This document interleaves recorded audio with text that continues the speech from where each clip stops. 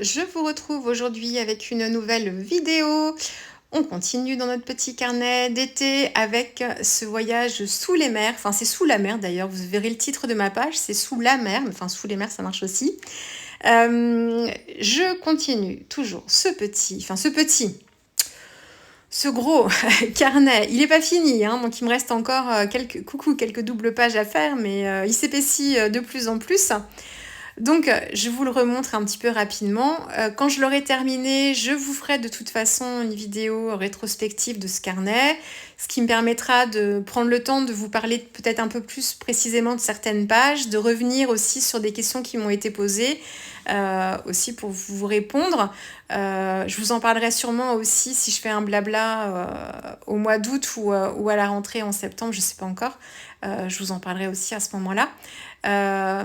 Donc, là, je suis en train de regarder un petit peu quelle double page va m'inspirer en fonction de ce que j'ai déjà fait, quelle histoire j'ai envie de continuer ou de poursuivre ou de débuter. Donc, je vais travailler... Alors, j'avais travaillé avec la dernière vidéo, c'était donc la jeune fille, les cheveux au vent, qui regarde avec un peu d'inquiétude cette pieuvre qui tente de s'infiltrer dans le bateau ou dans le sous-marin. Ce sera un sous-marin, puisqu'ici je vais travailler avec un tampon Art by Marlène d'une ancienne collection, que vous m'avez déjà vu travailler, mais il y a au moins 3 ans de ça, je pense. Donc je vais travailler avec ce sous-marin qui va venir illustrer un petit peu cette thématique. Et ce sous-marin, en fait, je vais pas venir le mettre en couleur à l'aquarelle, je vais le travailler avec des systèmes de collage, de découpage et de collage sur des fonds acryliques. Donc là, aucune difficulté particulière. Je me fais des fonds, mais sans chercher à faire des jolis fondus, ce genre de choses. Je veux des aplats de couleurs, je veux des effets de texture. Je sais pas encore trop où je vais, je regarde un petit peu ce que ça donne. Je travaille sur un papier qui est un papier assez fin, parce que je voulais pas trop d'épaisseur ici. C'est peut-être un papier à dessin, mais moins de 100 grammes peut-être. Il est vraiment pas épais du tout. Et je repars avec mes couleurs d'acrylique. Alors, je veux faire un sous-marin un peu en métal, en fait, en acier. Mais je veux des teintes un peu bleutées. Enfin, je veux un petit mélange, mais je veux pas qu'il soit uniforme du tout, du tout. Donc, j'utilise l'acrylique argenté de Heavy Body. J'ai un peu de gesso blanc pour adoucir un petit peu mon acrylique. J'ai un peu de grit paint pour ajouter des touches de bleu. Alors, je voulais du gris, mais le grit paint de Golden, c'est vraiment un bleu. Enfin, c'est un bleu très très foncé. D'ailleurs, on le voit quand on le mélange au blanc, on voit le bleu qui ressort tout de suite. Donc, j'ai un petit peu de tout ça. Je voulais un petit peu de brillance. J'ai ajouté les poudres les aqua bronze de Schmick. Mais c'est pas du... Enfin là, franchement, je pense pas que ça m'ait servi à grand chose mélangé à mon gesso. Ça m'a...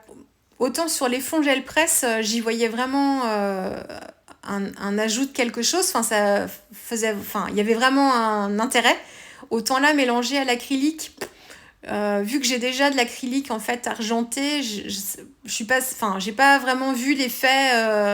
L'effet était pas très très important quoi. Mais donc c'est pas indispensable du tout, hein. Enfin bon bref, encore une fois c'est des explorations, hein. Je teste des trucs.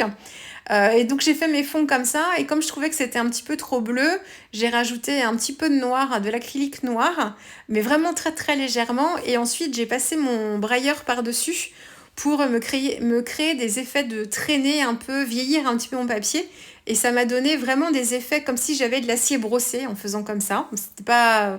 Enfin, je savais pas trop ce que ça allait donner, mais ça m'a donné cet effet-là. Donc j'étais plutôt contente.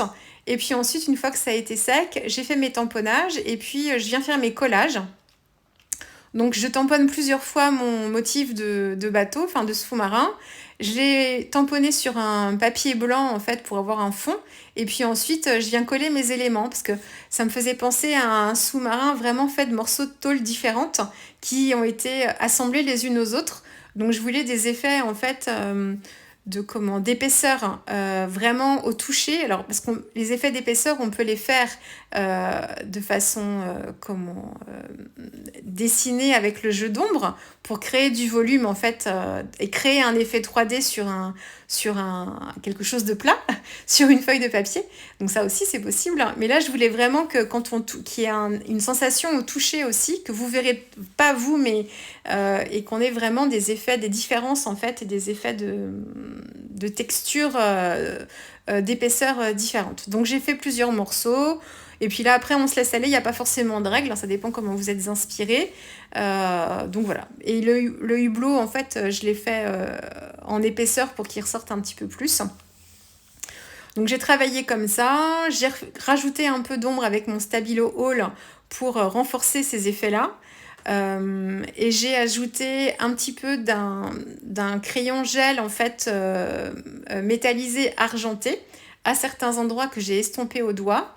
Et à la toute fin, j'ai pris mon crayon hybride comme en Pentel argenté et je suis venue créer en fait quelques effets scintillants argentés mais très très légèrement pour qu'on ait cet effet-là encore avec l'eau et le soleil dans l'eau aussi, qu'on ait un effet un petit peu brillant. Ce que je recherchais en incorporant en fait mes aqua, je dis aqua bronze, ça se trouve c'est même pas leur nom mais je crois que oui, de Schmick, c'est ce que je voulais avec cette poudre là. Mais du coup, voilà, avec mon crayon gel, j'avais vraiment ce que je souhaitais. Donc, mon sous-marin est prêt. J'avais cette pieuvre. En fait, on a la pieuvre qu'on voit à travers le hublot avec ses tentacules qui ressortent. Et ensuite, en rappel de cette pieuvre, j'en ai rajouté une autre. Donc, c'est pas la même variété, c'est pas la même espèce de pieuvre. Que j'ai imprimé et que j'ai collé en technique de transfert d'image pour qu'on puisse la voir vraiment un peu plus ici. Donc ça, c'est un fichier Etsy que j'avais trouvé sur Etsy. Vous me demandez qu'est-ce que je mets dans le moteur recherche Etsy. Oh là là, je tâtonne je suis comme vous, hein, je sais pas, je tâtonne. Alors je fais images bord de mer, images fond marin. Quelquefois, quand vous faites ça, vous tombez sur des fichiers en fait, et dans le titre des fichiers, c'est marqué vecteur quelquefois ou vector en anglais. Donc il faut vraiment être curieux, observer qu'est-ce qui vous ressort et puis essayer de refaire d'autres recherches en fonction de ce que vous avez trouvé, parce que c'est très très vaste en fait, il y a tellement de choses. Donc ça prend beaucoup de temps, il faut passer un peu de temps à chercher tout ça. Donc j'ai fait mon transfert. Comme mon transfert est fait sur un pli, du coup, il se fait pas forcément très très bien, mais là encore une fois, c'est pas grave. Je fais presque que des transferts en noir et blanc pour ce carnet. Donc en fait, les endroits où les tentacules sont coupés, eh bien, je vais les continuer. Alors, je sais pas si je l'ai déjà fait ou pas, si je l'ai fait là ou pas. Je vais les poursuivre avec mon Stabilo Hall de toute façon. Donc, comme elles sont noires, pour me créer le lien vraiment, pour pas qu'il y ait de coupure en fait entre mes deux pages. Et puis oui, quand j'ai fait mon transfert d'image, j'ai fait des gouttes. Quand j'ai fait mon carnet, que j'ai travaillé tous mes fonds d'un coup, j'ai fait des gouttes avec mes aquarelles.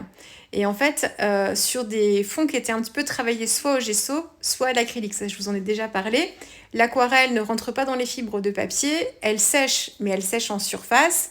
Dès qu'on remet de l'humidité dessus, elle se réactive. Et bien là, quand j'ai fait mon transfert, j'ai oublié que j'avais des gouttes faites à l'aquarelle, et quand j'ai raclé mon transfert, il y a toujours un petit peu de gel médium en fait qui ressort du transfert, le surplus, et je suis venue racler là où j'avais des gouttes d'aquarelle, et c'est venu me faire une grosse bavure sur ma page que je trouvais pas du tout jolie.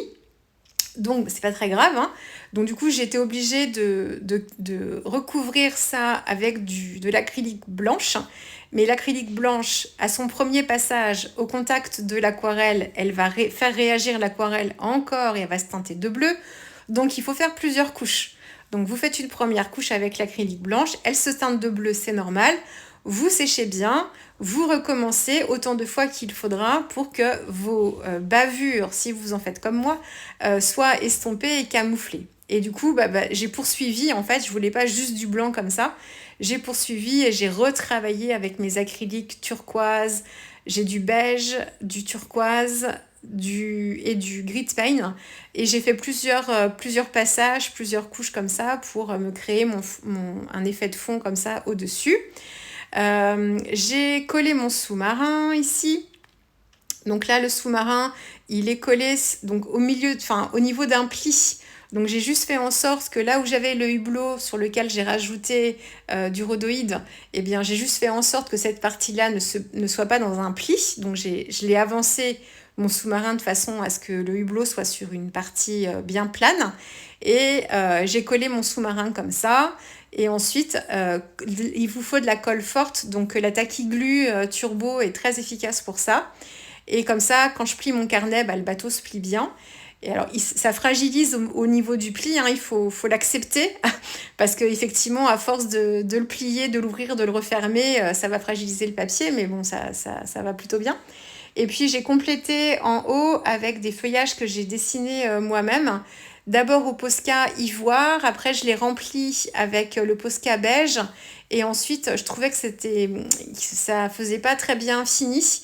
Et puis j'avais surtout mes tamponnages noirs en fait avec les tampons de Manuela de l'autre côté. Donc j'ai tout repris au crayon gel, tous les contours, j'ai repris au crayon gel noir pour garder un peu cet effet, sauf que là ils sont pas tamponnés, ils sont dessinés par moi-même. Donc ça me permet de faire des rappels aussi avec des motifs qui se rapprochent mais qui sont pas forcément les mêmes, hein, parce que là ce sont pas des tampons. J'ai fait des gouttes avec pas le Posca mais avec mes Neocolor 2. J'avais fait les motifs de coraux, c'est une planche de tampon aussi Art by Marlène, celle avec le sous-marin je crois. C'est une vieille collection, hein, donc je suis même pas sûre qu'elle soit encore distribuée, ça, je sais pas. Et les coraux, je les ai mis en couleur avec mes Neocolor 2 que j'ai commencé à travailler en version aquarelle, donc c'est-à-dire en les travaillant comme de l'aquarelle. Et ensuite, je suis revenue, je les ai bien taillés, bien pointus pour être précise, et je suis revenue en travaillant à sec dessus pour qu'ils soient un petit peu plus intenses. Donc j'ai un vermillon et j'ai un rouge rubis, je crois, en termes de couleur. Et le titre, donc Voyage sous la mer, c'est avec mon petit tampon Amolette avec plein de lettres. Donc c'est un tampon de chez un gros tampon XXL. Enfin, c'est un tampon en fait, comme il est tampon dateur, que j'avais utilisé pour les noms de mes poissons. Donc là, c'est très pratique. Je me suis fait mes petits mots comme ça. Et puis voilà. Donc j'espère que ça vous aura plu, cette petite page avec le sous-marin. Et puis nous, on se retrouve très vite avec une prochaine vidéo. Au revoir.